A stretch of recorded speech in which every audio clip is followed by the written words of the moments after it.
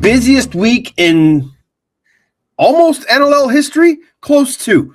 Week 14 was a wild one, and we'll recap it all here on the Off the Crossbar podcast. What is good, everybody? He is Pat Gregoire. You can find him at Pete Greggy. I'm Teddy Jenner at Teddy Jenner. The show at OTCB _podcast, or on the Instagrams at OTCB Podcast. I am in the 15th floor, the lovely Wall Center here in Vancouver. Busy weekend here in Vancouver, Patty. Obviously with the Warriors game Friday night, but the Rugby 7 circuit is in town here in Vancouver. So our hotel is full of rugby players. Stephanie is happily walking the halls and the floors of both towers here, just having a cruise around.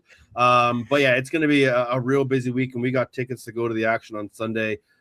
Steph's cousin is actually, I think, the captain of the men's team, Elias Hancock. So we got matching costumes. We're going full in. It's going to be a blast. But how the heck are you, man? Doing good, man. I'm kind of jealous. That sounds like a fun weekend.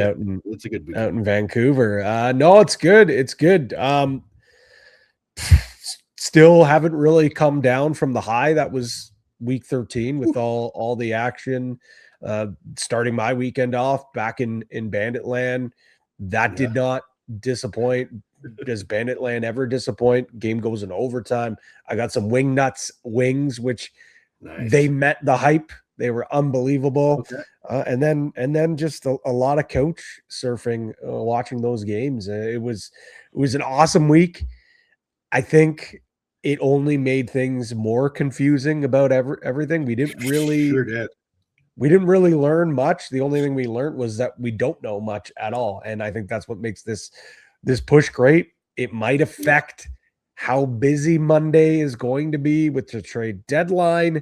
But all in all, man, the March to May is here, and we are set up for an unbelievable run here. Let's recap quickly week 14. It was a busy one. Give the Wings some credit. They got a split with Georgia, but that loss may sting the Swarm if they want home floor advantage in the first round of the playoffs. Nate Whittam came in and played the entire second half, earning his first career win as a Colorado starter, and the man will come back to defeat the Seals. Vancouver's lead progressively shrunk in the second half, but they were able to hold on in Las Vegas.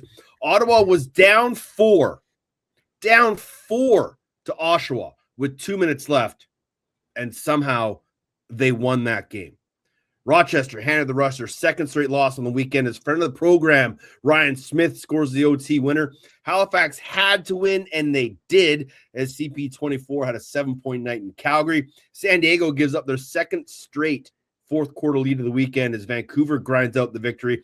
But the biggest headline, and the one that everyone's going to be talking about, the Big Bad Bandits going full Undertaker gift mode. They're back to 500, and they're in a playoff spot, and they have possibly are back to being buyers instead of sellers at the NLL Trade Deadline. Patty, what is your big takeaway of this weekend?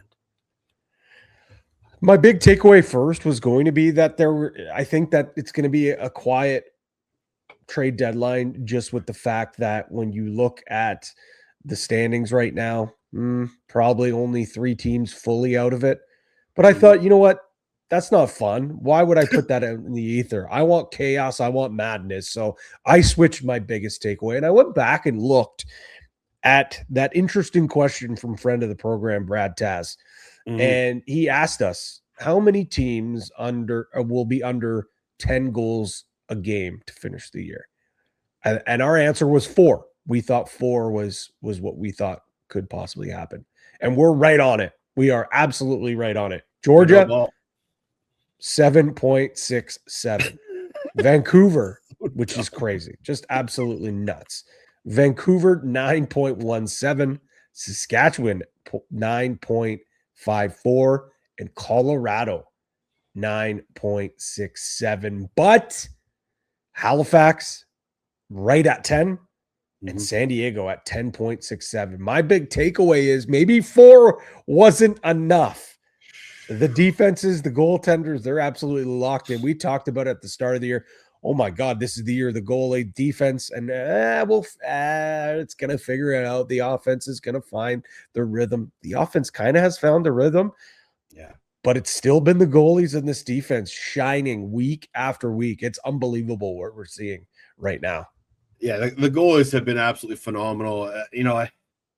I don't know what it is. Like, last couple of years, the offensive production has been through the roof, and this year it's kind of gone the other way. The goaltenders have just been absolutely phenomenal. And I can't remember, maybe it was Zach Higgins said to us on a call one week, and he said, look at the goalies that are around the league now. Look at how many of them are entering that sort of late 20s, early 30s prime of their career, and we're starting to see how good they really can be. And I think that's the case here at the National Lacrosse League Goalie Union, is guys are slowly starting to come into form. And yeah, sure, there are some goalies that are struggling, whether they be young or old. But what we're seeing from Delb, Siggs, D. Ward, Dauber, even Warren Hill and Hutchie splitting time in Halifax. Dobson is started to Origlieri really starting to round into form down in San Diego. They just got to find a way to win some games. But yeah, I was skeptical at 4. I think you were the one pushing hard. I was like, I don't think so. I don't think we're going to get there. But man, the way the Union has been playing right now, we could have 5, maybe even 6 if the defenses keep going their way. This kind of falls into my takeaway. I think I saw someone else say this on social media somewhere, so it may not be an original TJ head thought. But the March to May ain't for the faint of heart. If you thought you were just going to be a fan of your team that's in a comfy playoff spot and you can just put your feet up on the counter, sit back, crack a beer, and coast in the playoffs, not happening. You are going to sweat. You're going to throw pillows. You're going to curse. You're going to chuck water bottles across the room. You're going to pull your hair out at times, because this is going to be one of the most exciting sprints to the finish we've seen in a long time. Like you said, only a couple teams really out of it at this point in time. And sure, you could probably pencil in Vancouver, Georgia, Saskatchewan, maybe even Colorado into the playoffs. But the other 4 spots, maybe 5 spots for the playoffs, are going to be an absolute dogfight. And as we've talked ad nauseum on this program, there are so many good matchups down the road, double headers, back-to-backs, you name it, season series tiebreakers. It's going to be chaos down the final run. And that's what we all want to see. And that's why the unified standings have really proven to be one of the best changes the NLL has done in a long time. Yeah, I understand that there are some folks that would love it to go back to divisions because you get more of those rivalry games. I'm sure some of the owners, their pockets would prefer not having to fly all over the country. But from a product standpoint, from a fan experience standpoint, and to be quite honest, for the push from the playoffs, this has been one of the greatest changes that this league has decided to do. And I don't see any reason to go back to where we were before. This has been so much fun. It's been so great. And there's other leagues across North America, whether I don't know if they're taking a page from the NLL and taking note, or if it's just, common sense. But other leagues are considering doing, let's just have top 8. Let's just have, top 16, make it whatever it may be. Like the CFL, people have been screaming, like, let's just get rid of the East and West. Let's just have one unified Canadian division and play 1 to 8. So I think it's been great, Teddy. And you're right. The March to May ain't for the faint of heart. I think it's very easy to just assume the teams that are where they're set, like you said, those top 4, like even sure, let's say those top 4 are getting into the playoffs, or the top 3 are getting the playoffs. Sask losing this week. Now all this, everyone's saying they're in a league of their own. Like they're within striking distance. Both Colorado and Vancouver are within striking distance to get first. Yeah. And first place it absolutely means a ton. Having home floor the entire playoff. Like it's not like all we want is that one guaranteed home game throughout. Like no. Like first, second, third, fourth, like all of them are coveted, but teams are going to want to finish in first or second. Heck, third is great too, but like I think that there's going to be a race all over the standings, not just to get in, not just for home floor, but we're talking first place too. Yeah, and that's why I said that loss by Georgia to Philly could hurt them at the end of the day. Like technically they should be right in that mix, with Vancouver and Colorado, a half game back at Saskatchewan. But that loss is going to hurt them. You look at Vancouver, 2 of their 3 losses have been to Colorado and Saskatchewan. They don't play them again. They've already lost those tiebreakers. So now they're going to have to actually be a full game, maybe 2 games better to beat that tiebreaker. So, that's why those games are so vitally important. Those one-offs are so vitally important for these teams as we work towards the end of the season, because those tiebreakers are going to come into play. Were there any other moments, stories? We'll talk to Marquez White, the San Diego Seals, in a little bit. Obviously, he scores in his first game on his first ever shot on Celebrate San Diego Day at home in front of family, friends. It's just such a cool story. But any other kind of highlights, lowlights, things that popped into your brain? On the topic of Marquez White and great moments for young American box lacrosse players, your boy Dylan Hess scoring his first goal, and it was a beauty. I thought that was a great. But his first one was, the first one was unreal. But that was a great moment. I think the fact that you said it, like, we got to give Philadelphia credit for splitting. I think we have to, and it wasn't me. I never said they were dead, but some other people said the Bandits are dead. And if you did say that, give your head an absolute shake, because they are far from dead. This could be a team that has a home playoff game in round 1. Can you imagine? I think San Diego's got to be kicking themselves. Yep. What was that tweet Adam Levy put up? Like, they outscored their opponents 8-1 in the first quarter and managed to lose both games. Yeah. Like, if they win both those games this weekend, they're in second place. Saskatchewan, they go 0-2, but both games are in overtime. It was their third game in 6 nights. No doubt they're kicking themselves for that. They're not making excuses, but like, that is a tough go considering what was put in front of them, and they still were 2 shots away from going 2-0. It's just that's just the nature of the beast. That's the margins for error are so small in this game, Teddy. Adam says the Seals outscored their opponents 8-1 in the first quarter, but were outscored 9-3 in the fourth quarter. They blew 2 fourth quarter leads and are 0-2 after the weekend. But, you look at, Saskatchewan, we talked how those 2 losses come back the other way, but, you play 130 odd minutes on back-to-back nights and you're 2 shots away from going 2-0, but you come out 0-2. That's just how fine a line it is right now in the National Lacrosse League. And you're right, it brought them back down to earth. Now, it's just a half game between first and second. It's a full game between first and fourth. I'm so excited for the next couple weeks, because it's just going to get tighter and tighter and tighter as we go along. A fantastic weekend all across the board. I know you gave them shout outs on Daily Dive this week, but shout out to all the broadcasters who pulled double duty across the weekend, whether it was a Friday, Saturday, or Friday, Sunday, or in some cases a Thursday, Friday, Saturday, or a Friday, Saturday, Sunday. In Doc's case, like, that's not easy to do. Like, calling one game in a weekend it is tough. Calling, if you get lucky enough to get both games of a 2-team back-to-back, perfect. You don't have to do any extra prep. But when you're going, like Matt Cullen went from an NHL game on Thursday to the Buffalo-Saskatchewan game on Saturday to the Oshawa-Ottawa game, on Friday, the Oshawa-Ottawa game on Saturday, like, that is a ton of prep work. That is a lot of talking.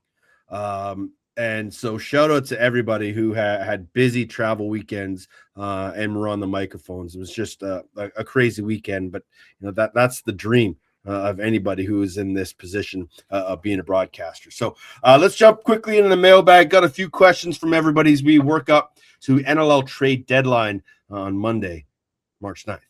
You've got mail.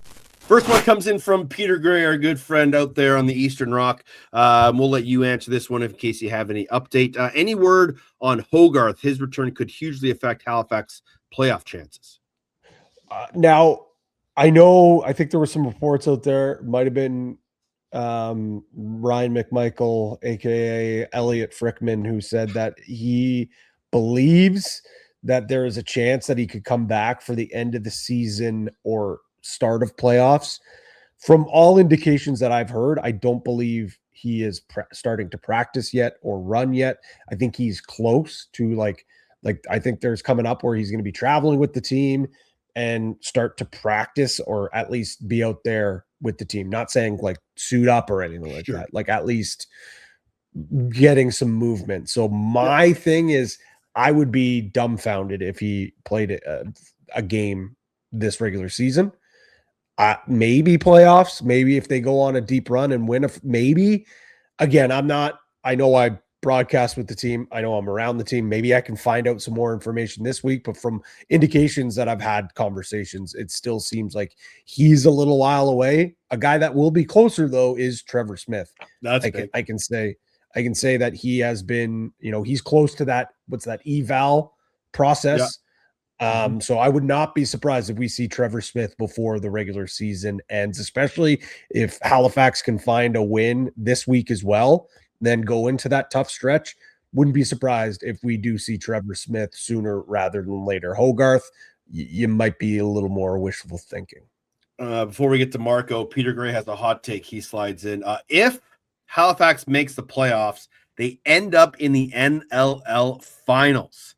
They almost certainly need to win 5 of 7 to make the bottom 4. If they peak at the right time, they will be dangerous. Do you agree with this hot take? It is a hot take. And I would have to say I don't necessarily agree with it, but I understand what he is trying to say. Because if you win 5 of 7, 6 of 7, you're peaking at the right time. But with that being said, I don't know where that gets them to, because you're still probably having to play Saskatchewan, Colorado in the first round. Yeah. Look what they're 0-2 against Saskatchewan. They got handled pretty good against Colorado, but maybe they're playing at the right time. And I think this goes into the next question. If they're able to make a trade and add, which I don't think they're actively looking to go out and get a rental, but from what I've been hearing, that if they do make a move, they're listening to calls, and it's more likely that they are looking to improve, but improve for further years. But that doesn't mean we're not trading anything at all. So there's a chance, but I think they're behind the 8 ball, and I really do believe they're starting to think about the future. But that doesn't mean like they're going to just give it up and tank. Like, hey, let's give it a try. Let's try to get into the playoffs and see what we can do here. We already got 3 first-round picks next year. We're not tanking. So let's see what we can do here. Marco asks, will there be any big or blockbuster moves? That's depends on how you see it. And kind of what you've eval is a bigger block. I don't know if we see any blockbusters. We might see a big player or a big name move. I don't think we see any like, oh my God, blockbuster deals. I don't think anything like that is happening. But to your point, if someone is calling Kurt Stiers, who are they asking for? Well, I can tell you it's some of their expiring contracts, and one of them, and I think they've been fielding calls, is Graham Hossack. Wow. He is a UFA. He is a guy that has the capabilities to decline the franchise tag, and so it would be a true rental. The question is, does Graham Hossack want to go and win a championship as a one-off and come back? Is he ready to cut ties with Halifax? I mean, this is a guy that is out in the community. It seems like almost every single home game. He's in a couple of days earlier doing school programs. He's been with this organization between this and the original Rochester org for a long time. I don't know if he's ready for a change, but maybe it's a point where it's a move like we saw Toronto do. I don't know how many teams are really interested in doing that unless you are a bona fide contender and you think like, I don't know, Saskatchewan can bring in Brother Graham to play with like, that's maybe the only team I could see. Yeah. I don't know if they really want to improve their team. Like they didn't they barely made any moves in the offseason. So I don't know if that's the case, but that's really the only place, or maybe Buffalo, for him to go and win a championship. But like, I don't think he's going to a middling team, a team that's just trying to get into the playoffs, or a team that's fighting to finish 5th or 6th. Like, I don't know, Teddy. No. I don't think that's the case at all. Right? Like, I don't think a guy at that stage in his career is wanting to go to try and scrounge to make it into the playoffs. He's already on a team scrounging to try to make it into the playoffs, right? Like, why would you make a horizontal career move? You don't ever want to do that. You always want to go up. So a Saskatchewan would be a crazy move. I don't think Buffalo's really in the need for that kind of defensive role, but I don't really know anybody who would say no to adding Graham Hossick to their roster. But I'm just not sure that's a deal that's happening. A friend of the program, the Buso. I'm not really sure if I've ever met this person, whoever he is, the Buso, but he always chimes in, and always tongue in cheek. He says, "Who will the quote eventual 4-peat champion Buffalo Bandits acquire at the deadline?" I know we've all kind of been on the Joe Rez push. I think they do need Nielsen hasn't worked out. I don't know, man. I absolutely have fallen in love with Clay Scanlon this year. Just watching him play, he might, and Josh Burns said this in an interview a couple weeks ago, he might have the best loose ball hands in the game right now for an O guy. He can come up with a hot bouncing ball and just tuck it right into position and be in his, athletic stance to move that ball better than anybody. I know he hasn't really panned out as well as Buffalo would like him. So they're either looking for a righty, lefty O guy, someone that can fit in to what they're doing. I don't think it's D. They're not adding goalie depth because that just doesn't make sense. I think if Buffalo is making a move, I think they do still try to get Joe Rez. Is that crazy to think? Like, that's still on the table? It's certainly still on the table. I think it's very interesting. One, what is the health status of Ian McKay is probably also super important, because if that's the case, you're probably leaning more lefty. The other thing that's very interesting is that they went 6 forwards this week, and they looked really good going 6 forwards. Yeah. Like the best they've looked all season. You get Josh out there more often. You get Dane out there more often. You get into a flow. I don't know if they're going to want to steer away from the 6. Maybe they go 7 if they're able to pick up another lefty or a righty, like you said. But yeah, I don't know. The setup that they had this weekend looked really, really good. Obviously, it killed them when an Ian McKay goes down. And even Scanlon went down late against Toronto. It sounds like he's going to be okay. But maybe then you go 6 forwards, you put McKay out the back door, and he has the capabilities to stay and play. If guys get tired, he can still play on the power play. Not a big deal. Maybe that's the route they go. I kind of disagree, though, on one part, Teddy. Sure. I think they would be willing to add some defensive depth. I don't know if they're willing to go for a Rubish or a Hossick, a big name, but we've seen throughout this entire year, like the Zach Belters, the Thomas Whitties, the Mike McCannells, like these guys have kind of been battling for that lower tier spot on the depth chart, we'll say. That if they were happy or they felt like they had a good mix, I don't think they're rotating those. We saw Carter Coffey get into a game, the biggest game of the season. And and this is why Chugger is one of the best in the biz, and Coach Tavares do such a great job. Like, you have the faith to have the stones to have a kid a kid, because he just played in the Minto last year. He is literally a kid.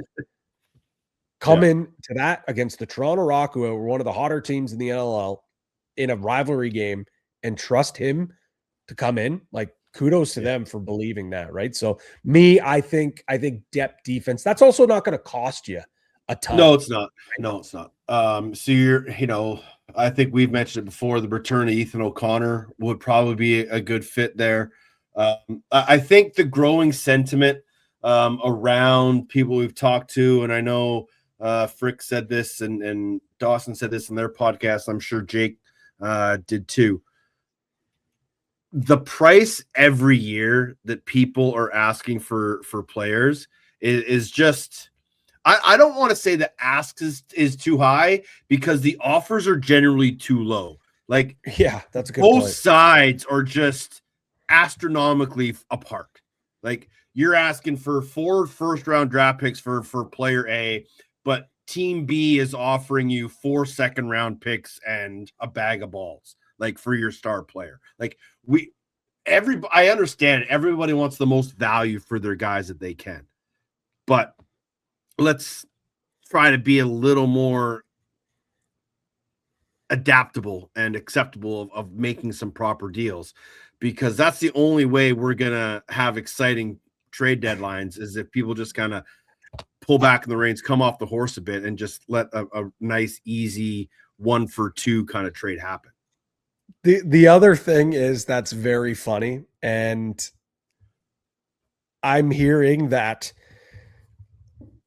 Steve Dietrich's phone would not stop buzzing all last week coming into this weekend.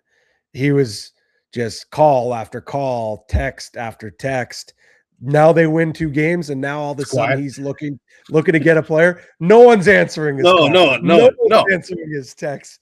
So it's just funny how it goes. No one wants to help the Buffalo Bandits get better, but can we pick up a couple of your guys' players? Oh, I hear you might be selling it off. Hey, Chugger, how you doing, buddy? You're looking good. How can and then now it's just radio silent. It is hilarious, man. Yeah.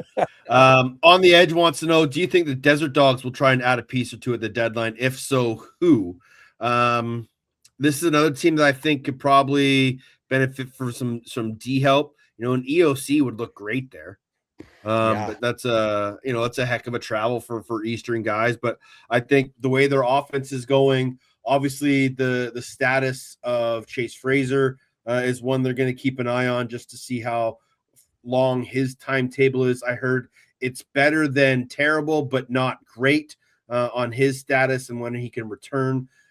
They've been pretty banged up on that right side. Everyone's kind of gone through it a little bit, but they're getting healthier.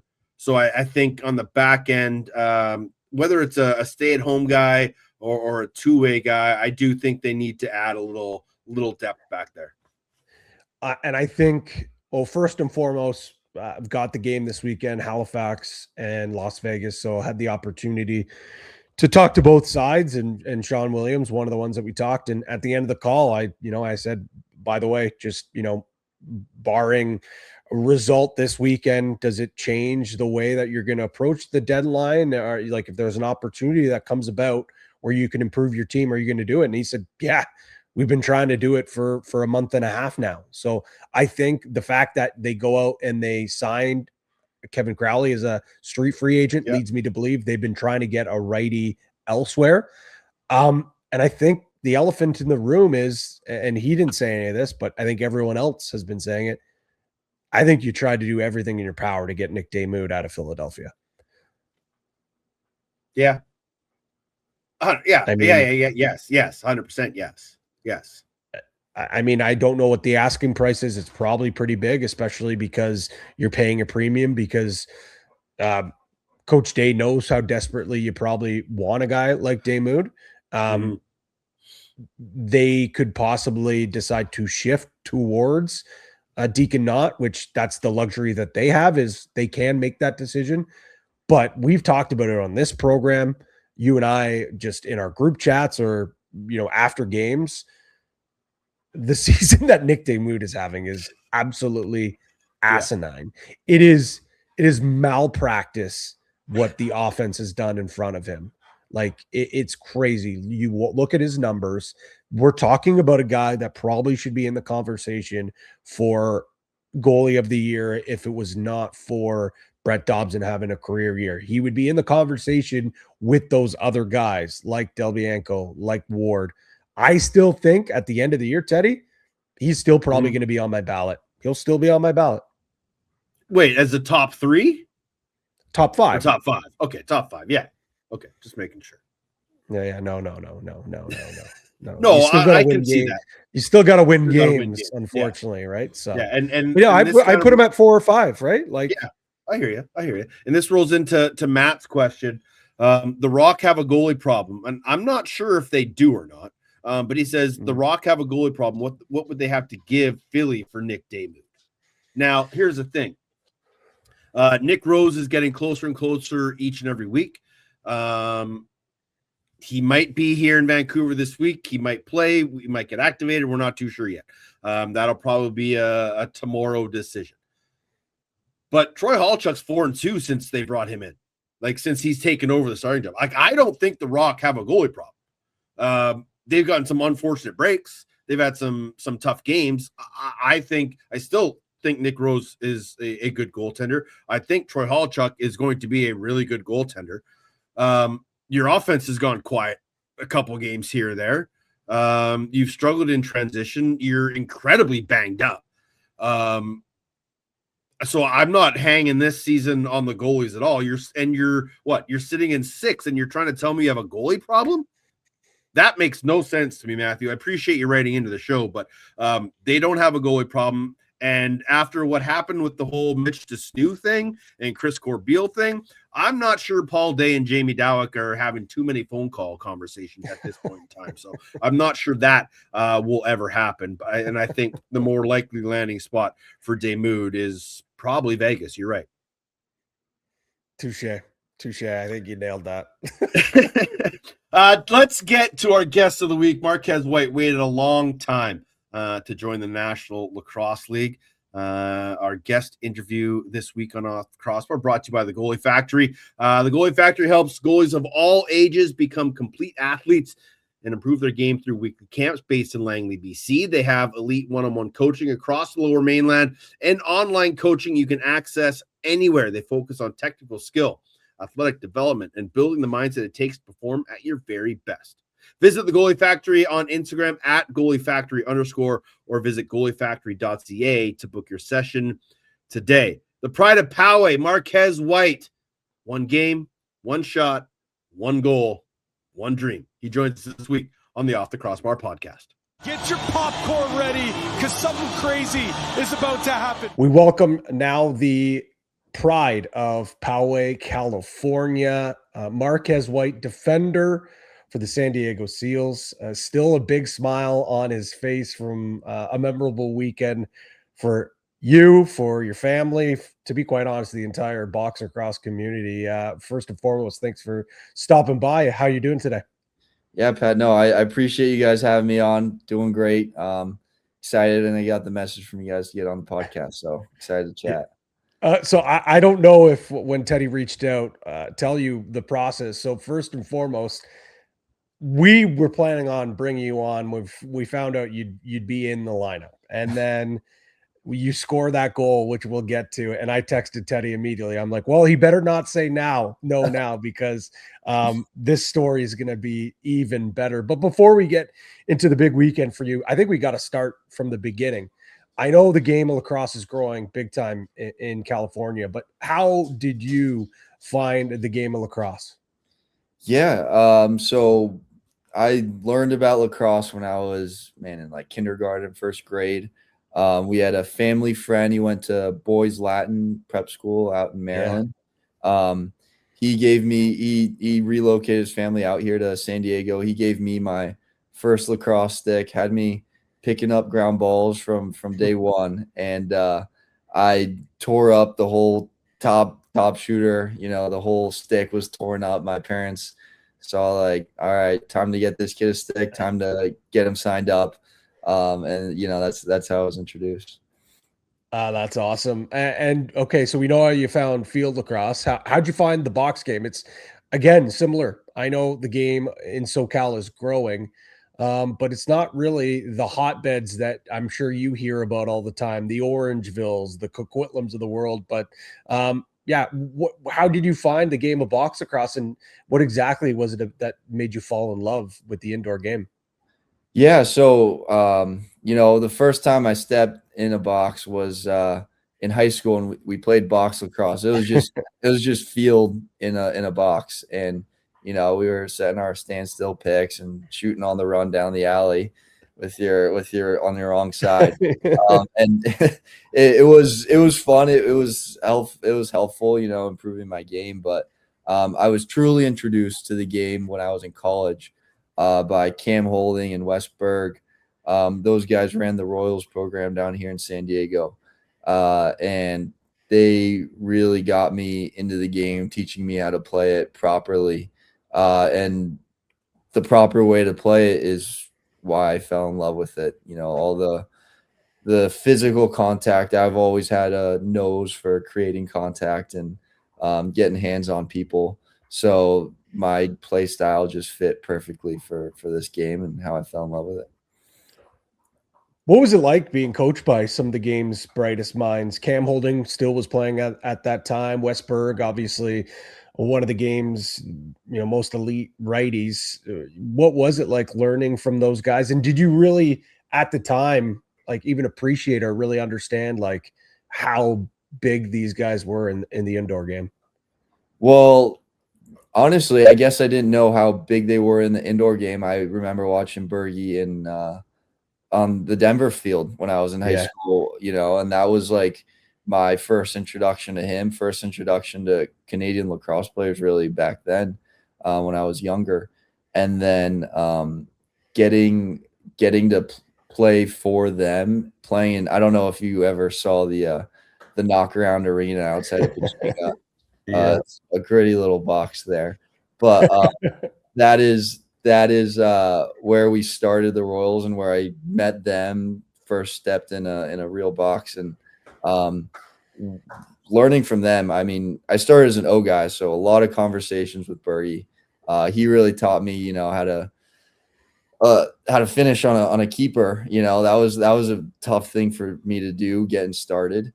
But Cam was constantly nagging at me, you're gonna be on the D side, you're gonna be a defender, and sure enough, here I am. He knew that. He knew it from the start.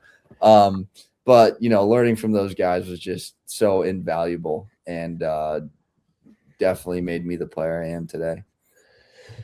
I want to talk about that Royals program. For obviously a lot of our listeners north of the border maybe have just heard about it when the NCBS tournament goes on, watching on YouTube. And I had the pleasure of calling your guys' games. I believe it was back in 24. I went 24 or 23 when you guys beat the Hawkeyes. And I think a lot of people kind of recognize that, a lot of the D1 programs that you guys roll through. But I think one of the things that made you guys special was it wasn't just a showcase team. You guys were really a team. Maybe explain just the process of how a season, what it looked like for you, and maybe that culture that Cam Holding was able to build with this program. Yeah, I think we won 3 national championships with that group, and it just shows what type of culture that Cam built around that team. A lot of those teams, like you were saying, they just brought together the best talent from their areas and created some pretty good teams and played well in that NCBS tournament. But what Cam did was bring guys out to San Diego. Not a bad place for guys to come out in the summer to play. Absolutely. And we'd have practice 2 to 3 times a week. We would be scrimmaging every chance we got.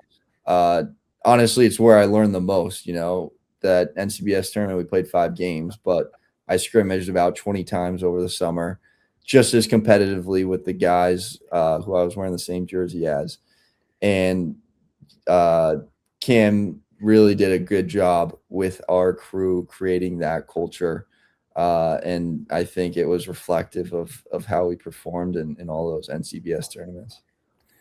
I'd be remiss not to ask you, was it a little bit salty for you and some of your teammates to see the Dragons win a national championship this year? Honestly, I had some friends on the Dragons, so they'll laugh. Okay. But honestly, I was, we weren't in it, so not upset about it. But we were the reason they weren't in the tournament many of times. Just only one team out of California could go, and we beat them in the best of 3 series almost every year. Or we did beat them every year in the best of 3 series. And I was happy for those guys on the team, and my friends on the Dragons will laugh that they always bring it up. They always bring it up that the stuff that I do now would never fly on the Dragons. So it was a good rivalry we had with those guys. Yeah, it certainly was. And I mean, I think that just kind of goes to show you what the growth of lacrosse in California, that you can have 2 teams that are vying for national championships. I got to ask, obviously yourself, a standout player for those years at the NCBS, but one of your teammates, Miles Botkiss as well. I think a name that caught a lot of people's attention. Obviously was drafted this year as well. Just maybe talk about Miles's game, what makes him tick, and possibility of seeing him at the pro ranks someday. I mean, I would love to see him at the pro level one day. He is a fearless competitor. I mean, that NCBS team, I think we played with like 2, maybe 3 lefties. So you can imagine the shifts that he was taking was ridiculous, and the numbers that he was putting up was also just incredible. I've been going against him since I was in 2nd grade. He was always on Poway, would always play Rancho Santa Fe, and like he was the guy I had to guard, or he was the guy that like I was like, dang, like gotta go against this guy. So it was fun to finally get to dress with him. And would be great to see him play at the highest level. So with that being said, we know the growth of the NCBS, US Box Law, but there still is obviously a little bit of I don't want to say a stigma, but maybe some reluctancy for some American players to not play in the summer, whether it's traveling up to Canada to play for a junior team, to play in the NCBS, whatever it may be. If someone was kind of teetering on the fence listening to this program, what would be your sales pitch to tell someone to give box lacrosse a try?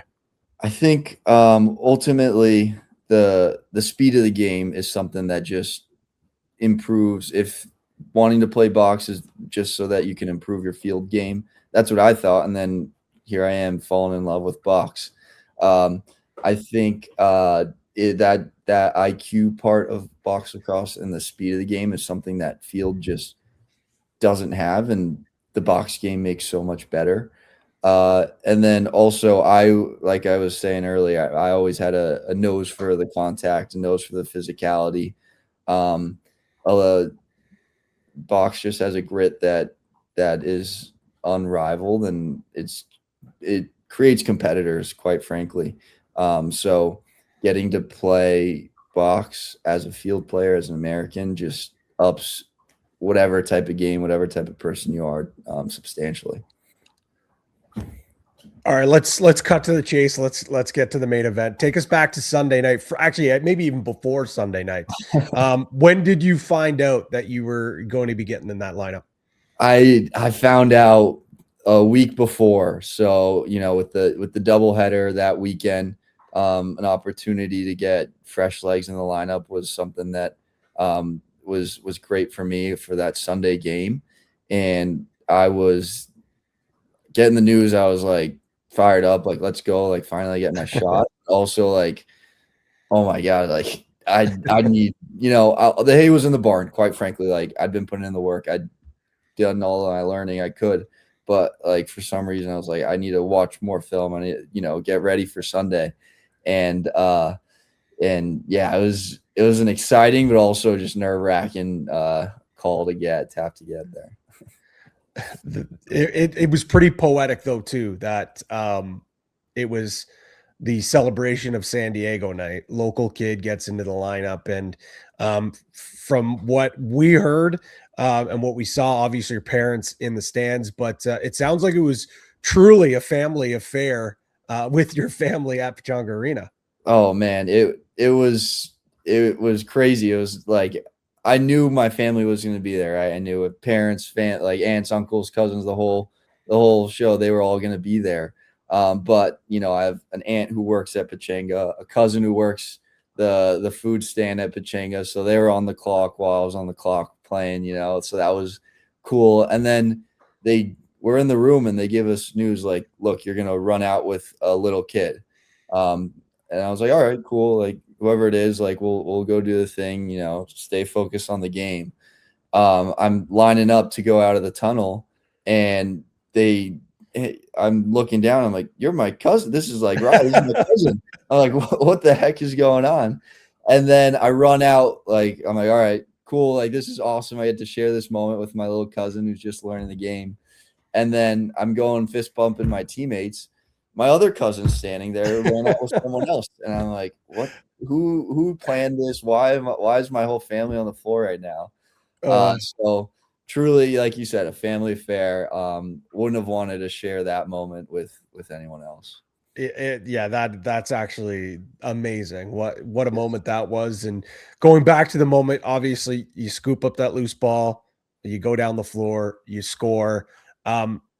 You know, you obviously couldn't see it right away, but on the broadcast, we got some great angles. It was, you know, the emotion of you scoring, the big celebration. They showed the bench. The bench is all jacked up, so excited for you. But my favorite part, and I think a lot of people's favorite part, you could see your family in the stands. Your dad's giving everyone high fives. Your mom's, you know, fighting back tears.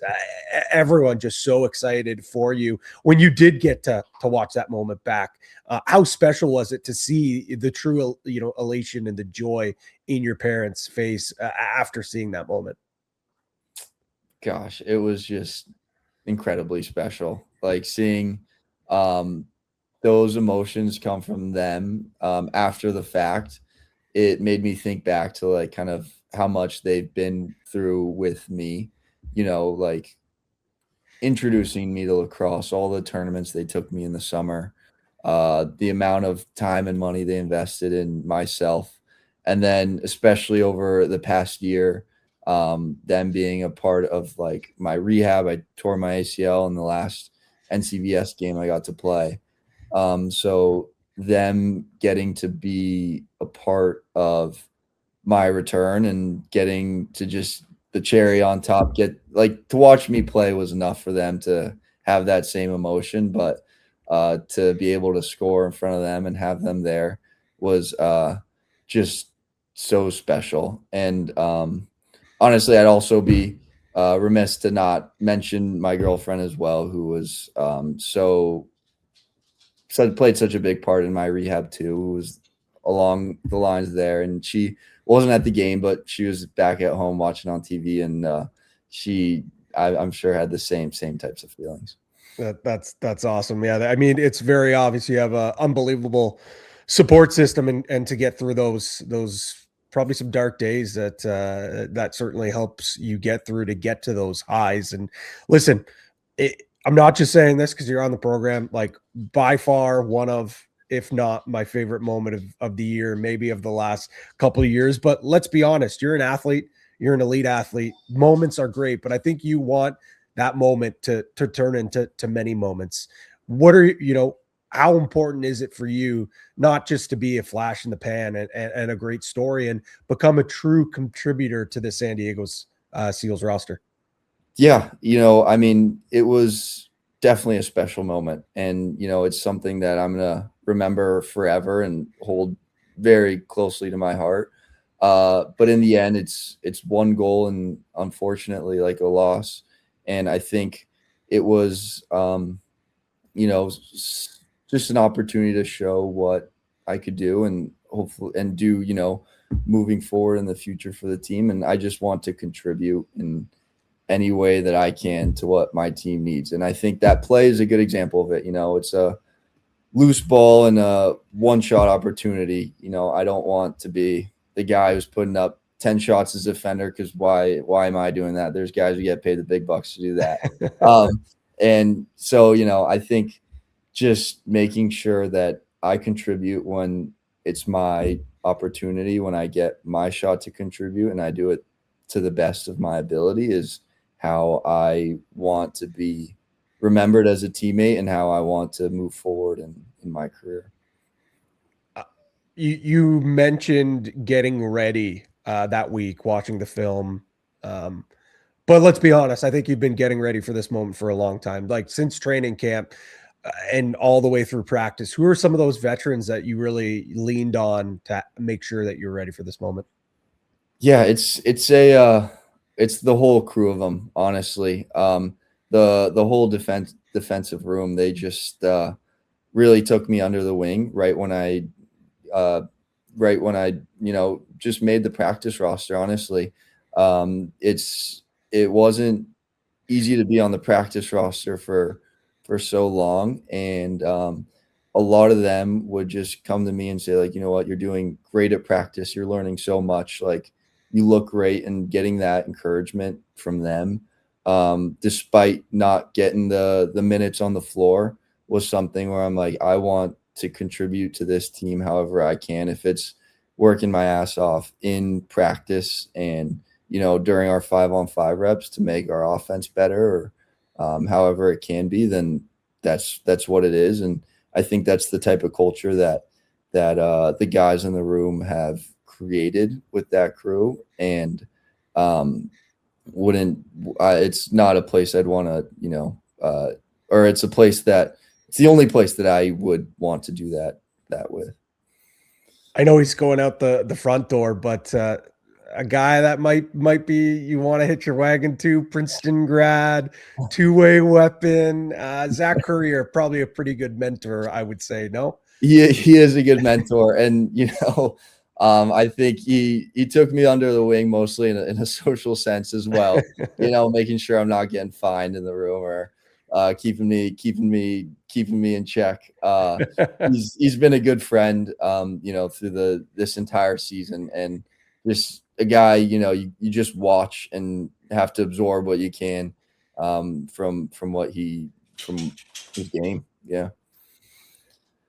Big stretch coming up. Obviously, got the bye this week, but in the thick of a playoff hunt, what's the belief in the locker room that that 2 loss weekends just a blip on the radar, and you guys can get back on track and fight for that playoff spot?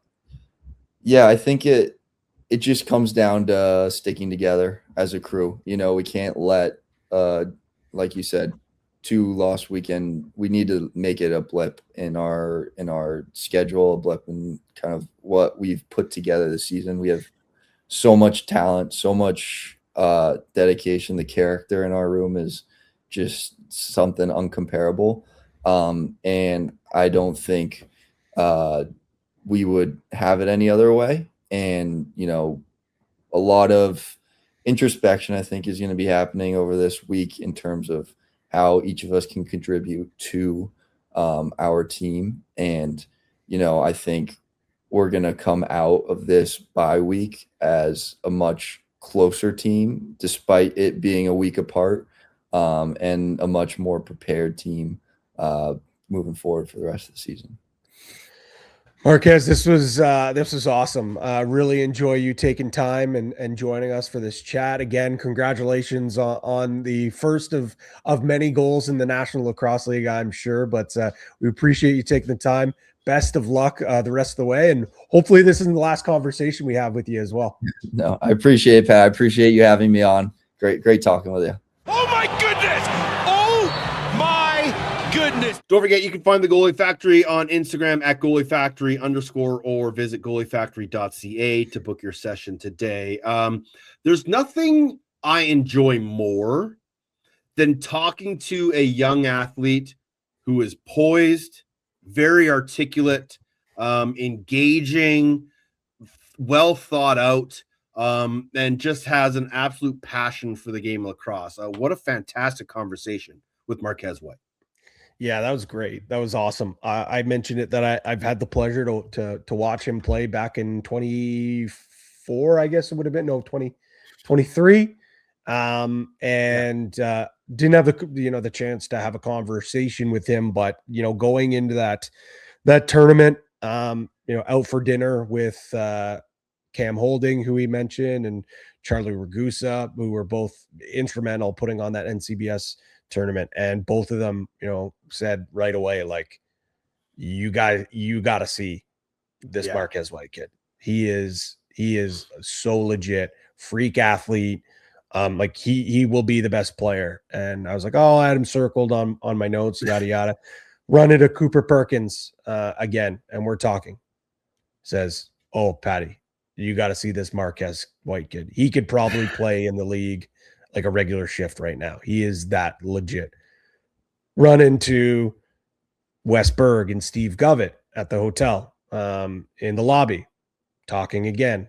Patty, you got to see this Marquez White kid. He is legit.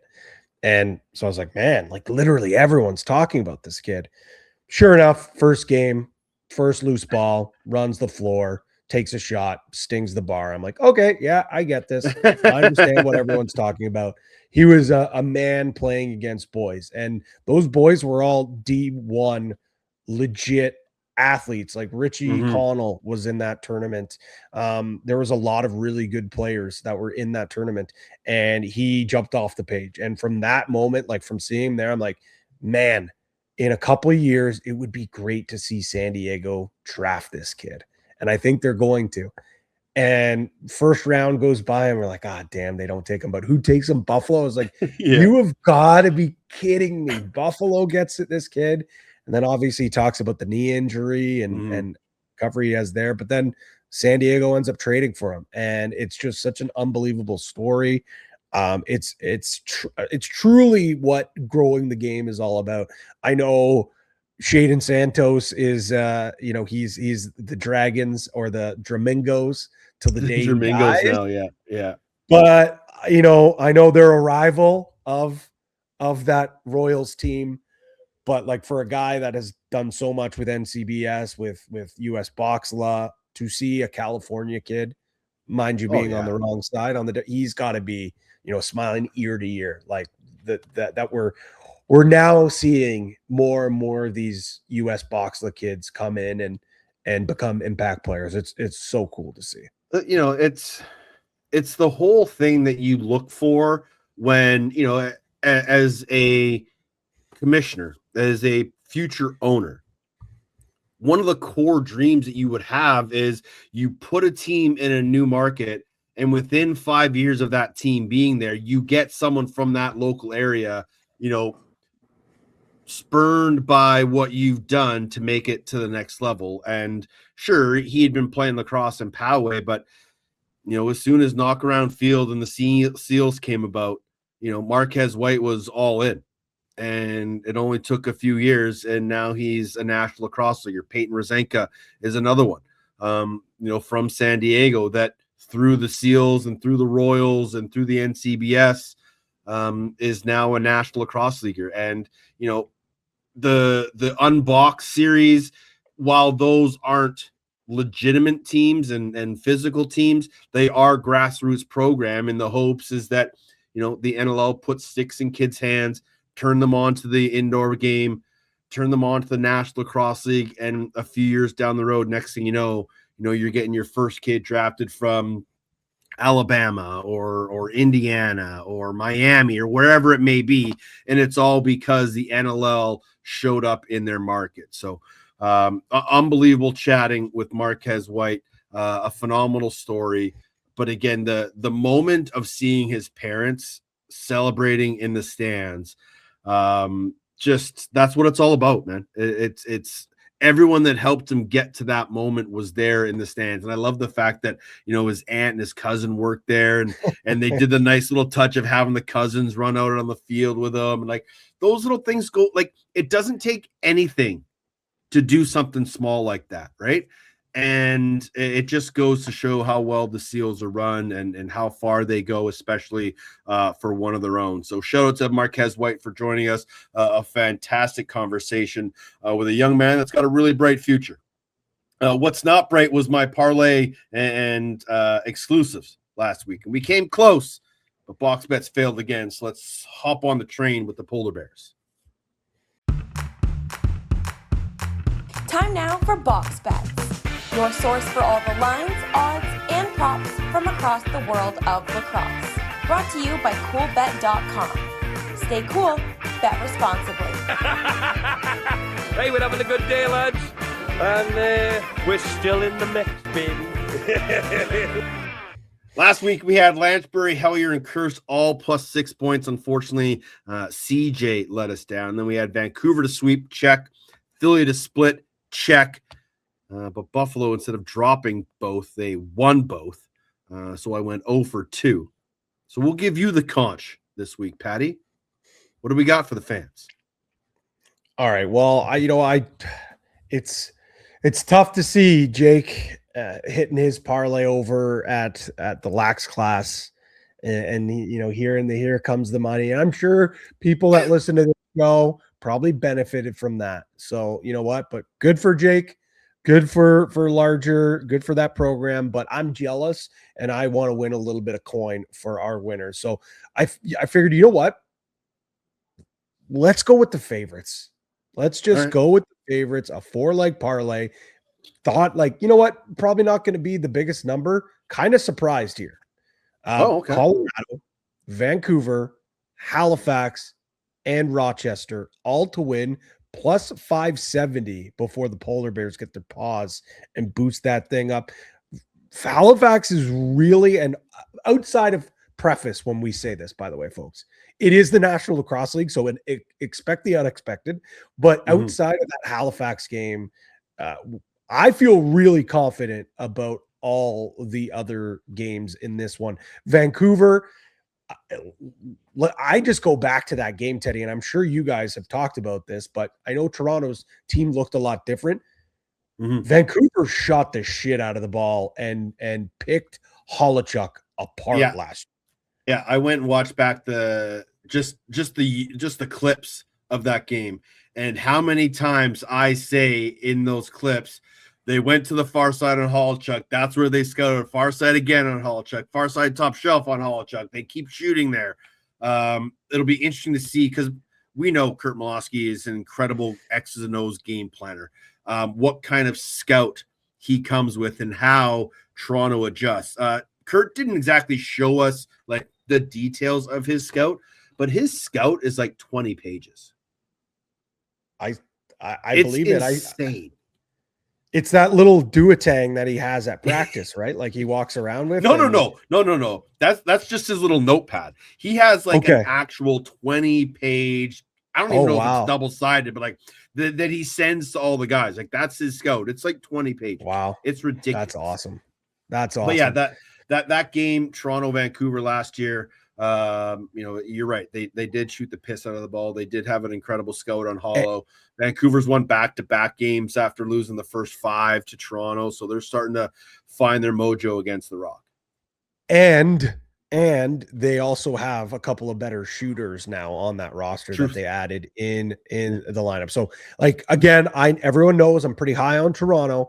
I just think traveling out west and just the history there, the recent history, like you said, kind of leans me that Vancouver should win this game. Colorado, Ottawa.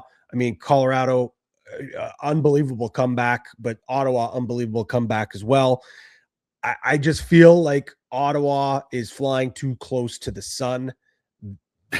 They're due for a game where a fourth quarter comeback, isn't enough. And I just think that Colorado is maybe just, that one level higher. And then Rochester, I said it on Daily Dive. Like, I know I'm quite, I'm not sold on this Rochester team, but a win like they had the other night is something that can catapult a team and really elevate them on a run here after, what was it, a 4-game losing skid? Yeah. So I feel like they're poised here. after this game here, they've got two massive games against Vegas. So the only one is Halifax, and I still feel pretty good about Halifax with the way that they look against Calgary. But that was the one game where I kind of hummed and hawed about. So Sure. I feel good about that one. And then the prop shop, Keegan Ball, Domville, Q, Lanchbury, all to record 6+ points. It's been a hot number. Unfortunately, CJ Kurz didn't get us there last week, but going with the hot hands is I still get just blown away the fact that Keegan Ball is like 27 points ahead of the next guy on Vancouver. Crazy. I never would have thought that. It's jarring. It's absolutely jarring. Head over to Coolbet.com.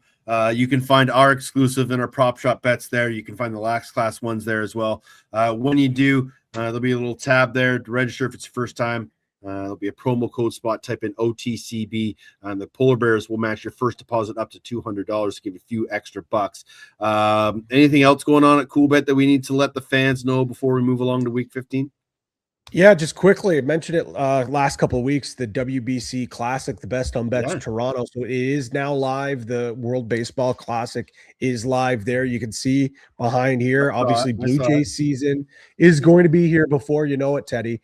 And I know you went out to Toronto to watch a Jays game. You had a lot of fun.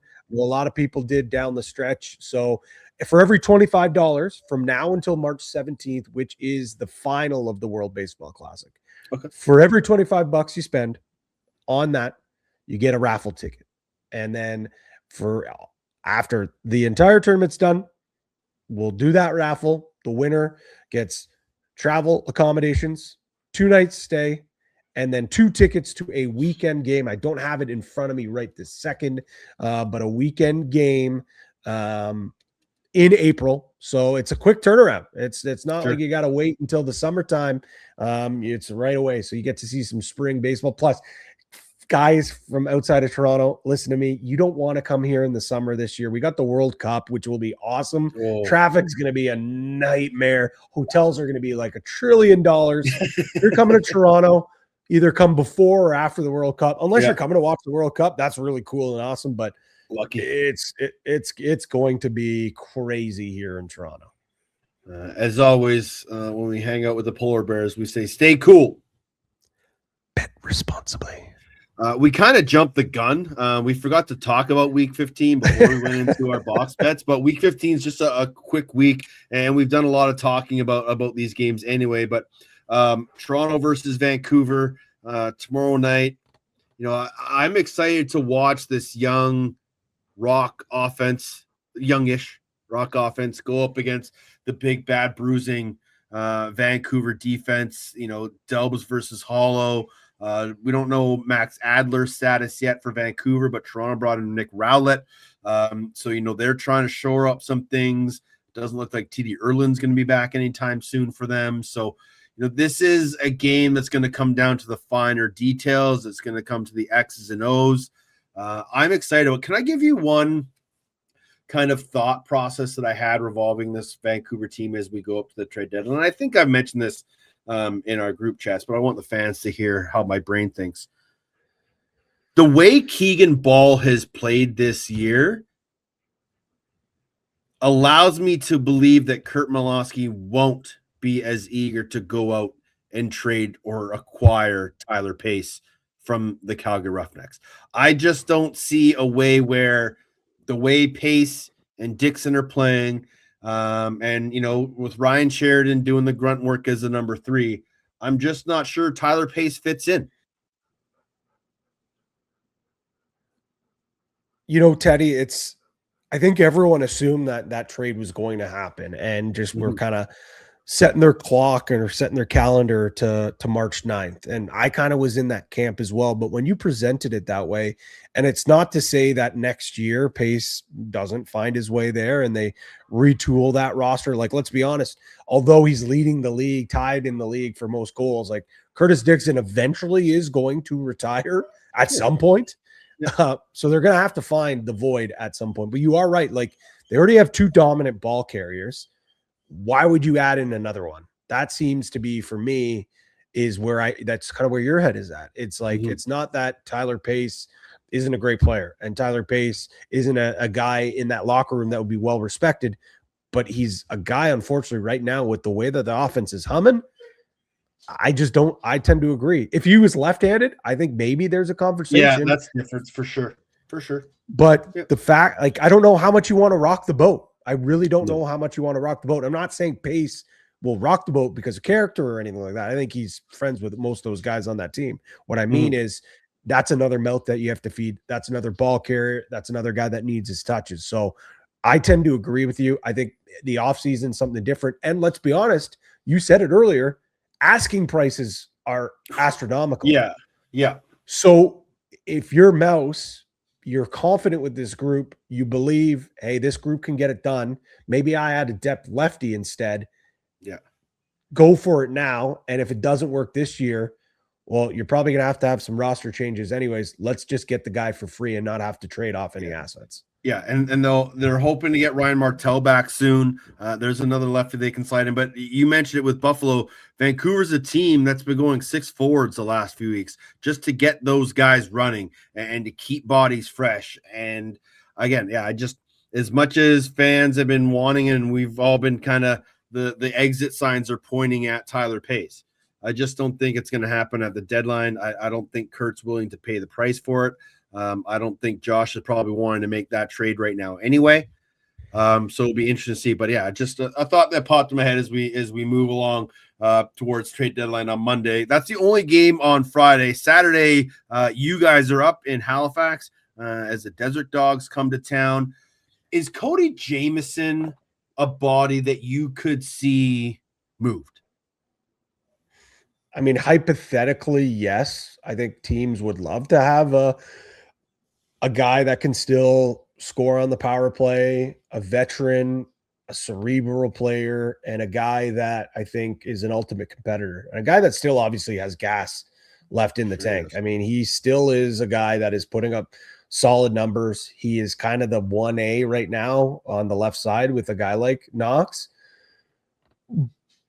But I just believe that this group, after that win against Calgary, I think they're not ready to pack it in and blow it up.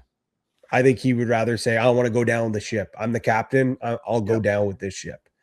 And let's make it abundantly clear, with the relationship that he has with Kurt, the relationship he has with the organization, they wouldn't move him unless he gave the full approval and okay. And talking to both sides, this is a playoff game, Teddy. Like, this is a bona fide playoff game. I think Halifax especially recognizes that if they lose here, it's probably blouses for the rest of the year. Las Vegas has a couple of home and homes that we talked about, that at least they have. Like, if you double up Rochester and you double up San Diego at the end of the year, if those are the only games you win, you're at what are they at? 8 wins. So you still, that's trouble, but at least you have head-to-head ties there. If you let's just say you beat Halifax, you beat those 2 teams in the double headers, that might alone be enough. So there is more fate in front of you, where Halifax, yes, a little bit of that, but with them already being 1 game behind, there's no more room for error. Pete said it. I believe it was it Pete? Peter in the mail bag? Oh, Peter Gray. Yeah. Yeah. He said it. 5 and 7. It almost seems like, at this point, am I crazy to say, but like a bare minimum 5 and 7, probably. Yeah. 6 to 7 is probably what's going to do it. So playoffs start to now, already has started now. Halifax said last week playoffs started for them. So they're on to game 2 of their playoffs as it stands. Yeah, there's a lot of teams that are in playoff mode right now. Another one of those teams, the Ottawa Black Bears, who are sitting in 5th at 7-5 with that dramatic comeback victory over the weekend, going up against Colorado. This is a moment where Jeff Teat, again, needs to continue to elevate his game. We're all still waiting for that first Jeff Teat playoff experience. They look poised to be in there right now, but he's going to have to continue to elevate his game to help his team get to where they ultimately want to get to. Yeah, I think it's very abundantly clear that you know what you're getting from Jeff Teat every night. He's going to drag you in the fight. He's going to get it done, and that there's no denying that. But what I think when we see this team most successful is when the other cast of characters besides him and Hellier are chipping in. And last week it was Riley O'Connor, and what a season he's having. But there have been some games where O'Connor has gone quiet and they've lost. But you look over this run against Oshawa in that comeback, it was O'Connor had 6 points, Hellier had 6, Teat had 5, Kiernan had 5, right? Then in their game against Rochester, it was Hellier had 6, Teat had 5, O'Connor had 4, Sundown had 3, and Kiernan had 3. Aston gets 2. So, but they only scored 10 goals that game. So still, when you look at the output, okay, it's not just 2 guys doing it. And then their game against Calgary, Teat had 9, Hellier had 4, Kiernan had 3, O'Connor had 3. So that's a case where, okay, well, maybe you don't need secondary scoring. Maybe Teat will just do it all. So I think the other thing we have to keep in mind as well during this stretch, the 2 teams they beat out of the playoffs and then a struggling Rochester. This stretch here, starting with Colorado, one of the top teams in the league, you go to Calgary, but it's on the road, and then Vancouver on the road, Georgia, Toronto, at Halifax. They're already at 7, so they're sitting pretty, Teddy. But this thing is far from over. Like, they are far from in the playoffs. Like, there's still a lot of work to be done for this group. Then we get 2 games on Sunday Fun Day double dip, starting at 1 p.m. Eastern, 10 a.m. Pacific. Calgary and Rochester. We kind of talked about Rochester a little bit ago, but if they get a win here, they jump both Buffalo and San Diego, who are idle this weekend. So they would, get all the way up into 7th place in the playoffs and right back in this thing. So it's coming down to crunch time for the Rochester Nighthawks. And you mentioned that win against Saskatchewan will have breathed life back into this Nighthawks club. Yeah, it's crazy. And this is, I feel like this is just the Nighthawks over the last couple of years. Like, right? They go on runs and then they lose and then they go on runs. Like, they start just looking at the schedule. 2 straight wins, then a loss, 2 straight wins, 4 straight losses, and then a win against Saskatchewan. I really believe it. A game where you're trailing all game long, you're scrapping. Your goalie gives up a few weak ones. He gets pulled. He gets put back in against the best team, one of the top teams in the league. And by the grace of God, you find a way to win.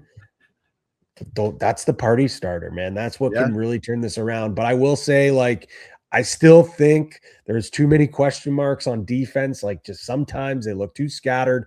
But you know what covers a questionable defense is a good goalie. And I think it's abundantly clear this team will go as far as Ryan Hartley will take them. If Ryan Hartley's on and he's ready to go, this is a great team. If he's off and not looking great, this is a very average team. I wish it wasn't this simple, Teddy. But for me, that's what this Rochester group comes down to. And that's what the Edmonton Oilers come down to. Goalie, stay in the net, stop the puck, stop the ball, just do your job. Like, don't have to do anything crazy. Like I get it. Rylan Hartley wants to be this energizer bunny for this team and make all these big plays and get the fans all juiced up, but just take it like to 4th gear. You don't got to be in like 6th gear all the time, Riley. Just calm down, settle down, and do your thing. And I think this is but I don't want to take anything away from Calgary because they've been playing some good lacrosse lately. And this is a Josh Sanderson team that just doesn't give you an easy shift. But if Rochester is going to be a contender, this is a game they have to win. Final game of the weekend, Oshawa at Philadelphia, 14th place versus 12th place. Not a no-nothing game. Still has some, seeding implications, and there'll be some other teams who are very interested in to see, where Oshawa finishes the year because they're holding on to their 1st round draft pick. But, Philadelphia came off a big win in their last game. Can they find a way to win 2 in a row and really just put the final dagger in this Oshawa team? Do we know what was going on with their lineup on Saturday? Like, they were missing a ton of guys. Like, Joe Rez didn't end up playing. Right. We knew Kyle Jackson wasn't going to play. Sowers wasn't in the lineup. And it's funny enough, that's the game they win. Mind you, they still only score 9 goals. But like, when you look at their lineup, Dalton Young had 5. That was his best game as a pro. Blaze had 4. Fennell had 4. LeClaire had 3. Landon Sinfield comes in and gets a pair of points. This one obviously was on the heels of the defense and Nick Demude, almost 50 saves in this one. Yeah. Just, I mean, I keep singing him his praises, but for good reason. I don't know if you heard anything, if it was like they're just bumps and bruises. Are we talking about possibly? Hey, we saw with the Toronto Maple Leafs the other night. 3-4 guys. That's what I was thinking, right? Like, I don't think you're not KJ's not a trade asset. He was playing in the PLL Champ Series, which just really weird to me. I don't think you're trading Sowers. I think he's been a really nice addition for your group. But when I heard the Joe Rezaterets scratch, I was like, oh, okay, maybe a deal's done. You know what I mean? Like, it's that baseball trade where a guy's warming up and all of a sudden they're like, nope, you're out of the lineup. We got a deal in place for you. They don't want you getting hurt. We don't want to ruin our value. So you're out of the lineup. I kind of thought that might be what happened.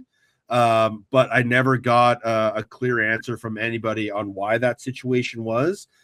But, they take, or they don't have all those guys in the lineup, and Brendan O'Neill goes goalless for only like the 6th time in his career, and you still find a way to win that lacrosse game. So, maybe they were banged up, coming off the double on the back-to-back. Again, I'm not too sure, but that's just a real positive win for this young Philadelphia group. Yeah, it's again, like I got to give them credit. I know they've taken a lot of heat. I know I've given them a lot of heat. I thought that this was a group that I'm dumbfounded that they're in. I'm not surprised where they are in the standings. I'm surprised that they're the lowest scoring team. And I knew there would be some struggles some nights, but I thought they would have a little more of an offensive punch. But you got to give credit where credit's due. They did enough offensively to score, but I said it already. Demude and the defense really, really earned that one. And I think if you're Philly, like, you got 3 wins. Like, are you going full blown tank mode, or do you want to, try to just? It all depends. I guess it really all depends. Like, well, they're the only team of those bottom 3 that has their own first round pick. Right. Oshawa doesn't have their own pick. Calgary doesn't have their own pick. So Philadelphia is like, the other 2 teams are like, oh, we don't really want to finish dead last because then Toronto or Ottawa get the first overall pick. Whereas Philadelphia is like, shit, it's great that we're winning games, but how much is that hurting the fact that we could get Joe Spalina or Finn Thompson or Matt Collison or whoever you decide is your guy? Yeah, that's what I mean, Teddy. It's like question. They're the only ones. They're the only ones with incentive to lose. And that's why I think this game is abundantly intriguing this weekend, because Oshawa wants to win desperately. They wanted to win that game against Ottawa desperately. Yeah. They've got guys on that bench that are probably playing for their jobs next year. They've got guys on that floor that are playing for their jobs. Like, the level of intensity and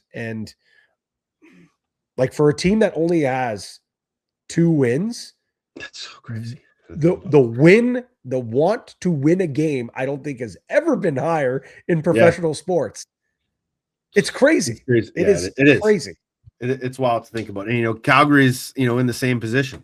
They got 2 wins. They don't want to hand Toronto another first overall pick. So they're going to try and want to win games. Oshawa is going to try to want to win games. The fact that Philly, quote from Pat, is the only team that has incentive to lose is perfect. But I just don't, that's not in their MO. That's not, you don't see that in the National Lacrosse League. But, the way that lineup looked on night 2 of the back-to-back, you're thinking, oh, maybe they're trying to, soften the ground that they're standing on to sink a little lower. So we'll wait and see. Like I said, quiet week 15, the NLL, 5 games on the weekend, 1 Friday, 2 Saturday, 2 on Sunday. All can be viewed on NLL Plus, TSN Plus, ESPN Plus. And don't forget, Game of the Week, Toronto at Vancouver, Friday night, 7 p.m. Pacific time, 10 p.m.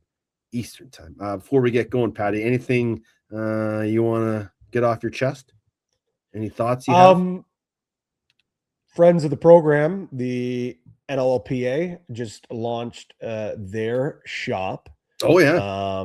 So yeah, go to the NLLPA social media. You can see it there. Go to their website. Some cool merch there. Teddy, I know you and I have had some cool merch sent to us before. Would be a real shame if some new stuff landed at our door. Speaking of free merch, that hoodie. What is that all about? You got to tell me. That is one of the sickest logos I've seen. The Cobra Chickens of the West Coast Lacrosse League. Honestly, Pat, I had no idea I entered the contest. It might have been like, give us a follow, tag 3 friends, and follow somebody else, and we'll enter your name into a draw. I'm just sitting there on my phone. All of a sudden, an alert comes up. Hey, man, congratulations, you won. I'm like, what did I win?